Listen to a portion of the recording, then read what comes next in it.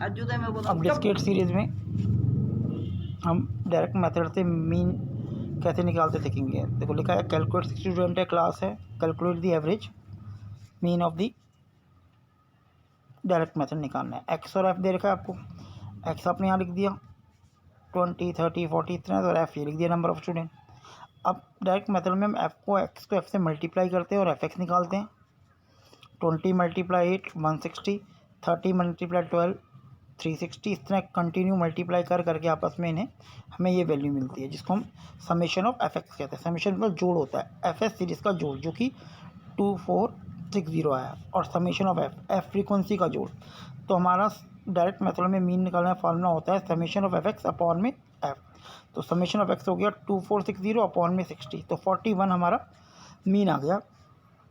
तो ये हमने सीखा कि डिस्क्रीट सीरीज में डायरेक्ट मेथड से मीन निकालने का सिंपल फॉर्मूला होता है summation of F x upon में समेशन ऑफ एफ। अब बात करते हैं शॉर्टकट मेथड की। डिस्क्रीट सीरीज में शॉर्टकट मेथड से मीन कैसे निकाला जाता है। तो यहाँ पे सेम वही एक्स हमने वही सीरीज लिखी है और एफ वही सीरीज जो हमारे पिछले क्वेश्चन में थी। अगर हम देखें तो यहाँ पे एक नया स्टेप आता है डी। डी का मतलब डेविएशन होता है, उसका फॉर्मूला होता है एक्स माइनस ए, मतलब एक्स की पूरी सीरीज़ को हम किसी ए वैल्यू से माइनस करेंगे, और ए का मतलब होता है एज्यूम्ड मीन, जो हम खुद एक एज्यूम करके मीन मानते हैं, एज्यूम्ड मीन। ये एज्यूम्ड मीन नॉर्मली हम इसमें से कोई वैल्यू ले लेते हैं, इसमें से भी ले सकते हैं, इसमें ना हो तो भी ले सकते हैं, ऐसा कोई रूल नहीं होता कि आपको इसी में से वैल्यू लेनी है। लेकिन नॉर्मली हम इसी में से कोई वैल्यू लेते हैं जो लगभग मिडिल वैल्यू होती है। जैसे इसमें लगभग 40 एक मिडिल वैल्यू है, तो जैसे कि फॉर्मूला लिखा है x d is equal to x minus a, तो हर एक्स को इस ए में से माइनस करते जाते। जैसे 20 माइनस 40, तो 20 माइनस 40 अगर हम करेंगे तो माइनस का 20 आएगा, माइनस का 20, तो ये माइनस 20 आ गया। इस तरह 30 माइनस 40 करेंगे माइनस 10 आएगा, 40 माइनस 40 करेंगे 0 आएगा, 50 माइनस 40 करेंगे 10 20 और 30 आएगा। अभी हमारे पास डी निकल आया।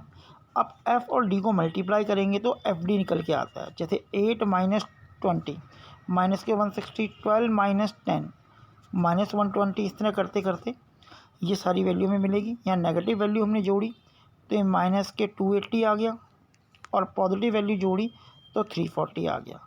तो पॉजिटिव 340 में से जब माइनस के 280 माइनस किया तो आंसर आया 60, पॉजिटिव का 60। तो ये जो 60 हमें मिला ये होता है समेशन ऑफ एफ डी, मतलब एफ डी सीरीज का जोड़। अब शॉर्टकट मेथड में हमारा फॉर्मूला ये बनता है a plus summation of f d divide by f. तो ए हमारे पास 40 है, समेशन ऑफ एफ डी हमारा प्लस 60 है, और समेशन ऑफ 60 है। तो इसे कैलकुलेट किया 60 1 बचा, 40 प्लस 1 41। तो देखो शॉर्टकट मेथड से भी हमारा वही आंसर आया जो डायरेक्ट मेथड से आया था। अब बात करते हैं स्टेप डेविएशन मेथड की अर्थमेटिक को निकालने के लिए। ये एक्स वही है 20 30 40, एफ वही है 8 12 20, डी जो हम लास्ट डायरेक्ट मेथड में शॉर्टकट में सीख चुके हैं -20 10। अब इसमें डी डैश आता है। डी डैश क्या होता है, डी में एक ऐसी वैल्यू जिससे पूरी सीरीज डिवाइड हो जाए, मैक्सिमम वैल्यू। तो ये पूरी वैल्यू 10 से डिवाइड हो सकती है, उसको हम सी मानते हैं 10। तो फॉर्मूला बनता है एक्स माइनस ए अपॉन में सी, या ये जो डी निकला है डी अपॉन में सी। तो सी कितना माना 10। अब ये 10 कैसे आया, ये 20 30 जो मैक्सिमम किससे डिवाइड हो सकता है, ये 10 से पूरा डिवाइड हो सकता है हर वैल्यू विदाउट पॉइंट के। तो 20 डिवाइड बाई 10 -2, -10 डिवाइड बाई 10 -1, इस तरह से ये आ जाएगा। अब एफ़ को हम मल्टीप्लाई करेंगे डी डैश से, तो एफ डी डैश निकलेगा। तो F multiply bye D dash 2 -16, 12 multiply -1 minus के 12 आएगा, 20 0 से मल्टीप्लाई करेंगे 0 आएगा, 10 को 1 से मल्टीप्लाई करेंगे 10 आएगा, 6 को 2 से मल्टीप्लाई करेंगे 12 आएगा, 4 को 3 से मल्टीप्लाई करेंगे 12 आएगा। अब एफ डी डैश को जोड़ा तो इसको जोड़ा तो माइनस के 28, और उसको जोड़ा तो 34, तो प्लस के 6 आ गया। तो summation of f d dash कितना निकला, प्लस के 6।